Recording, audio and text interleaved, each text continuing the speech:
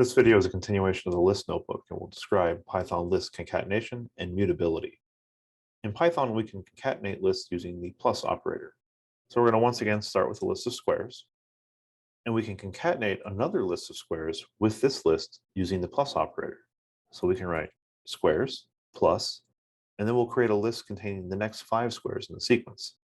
And when we run the block, we see that the output contains a single list containing all the values from the squares list, as well as our new list of squares. Now, this does not modify the squares list itself.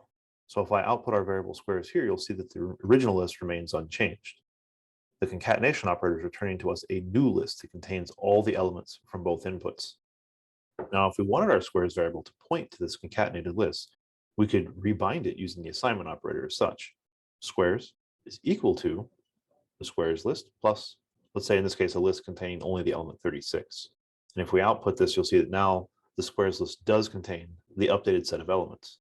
I should point out here that the concatenation operator still created a new list containing all the elements from our original list of squares and the single element list containing 36, and bound it to our variable name squares.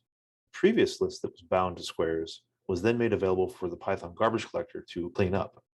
If you recall from our discussion on compound operators, we can rewrite this example using the plus equals operator. And the compound operator has the opportunity to perform the concatenation or append operation in place, meaning that it does not have to rebind a new list object to our named squares, as we did in the previous example.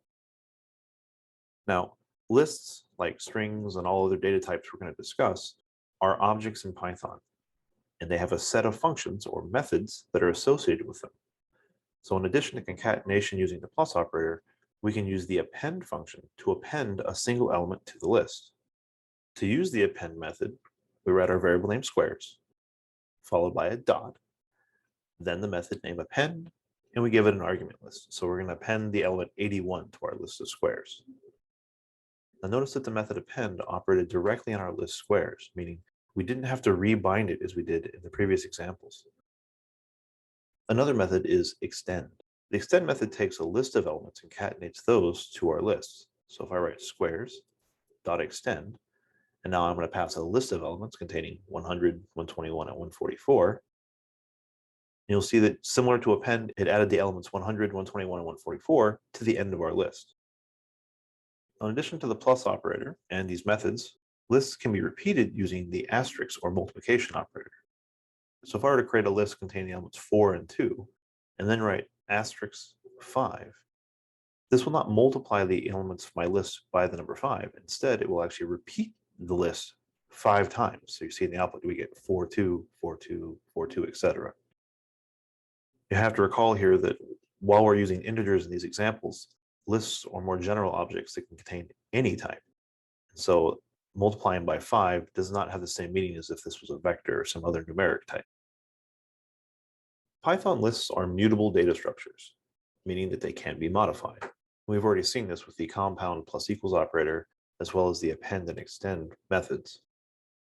Now we're going to look at how we can modify lists using indexing and slicing operations. So first, let's create a list of cubes and run this block. And the first thing we notice is that the element in index 3 is actually incorrect. The value should be 64. Now, if lists were immutable, I would be forced to create a new list with the correct elements.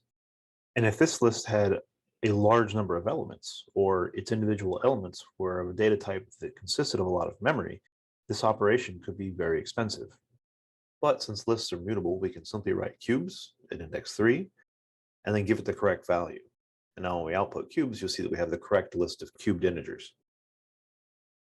As another example, let's say we had the list of letters A, B, C, D, and F, where C and D were capitalized and the other letters were lowercase. Now it may be that we want all of the letters in our list to be lowercase, and we even want the character E, which is missing, to be present. So we can actually use a slicing operation to modify our letters list in place. So there are several ways we can do this, but for this example, I'm going to create a slice starting at index 2 for capital C, and going up to but not including 4, so it gives me capital C and capital D. And I'm going to assign to that range a new list containing the elements lowercase c, d, and e. Now notice that the right-hand side has more elements than the slice I've created on the left. Python is smart enough to know how to insert the list on the right-hand side into the range identified by the slice on the left. So in effect, we've removed the capital elements C and D and replaced them with the lowercase c, d, and e.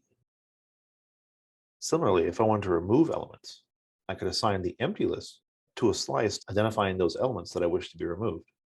So if I wrote letters, and for instance, I want to remove A, B, and C, I could write :3, and I can assign to this slice the empty list. And so if I output letters and run the block, you'll see that the list now contains only the elements D, E, and F.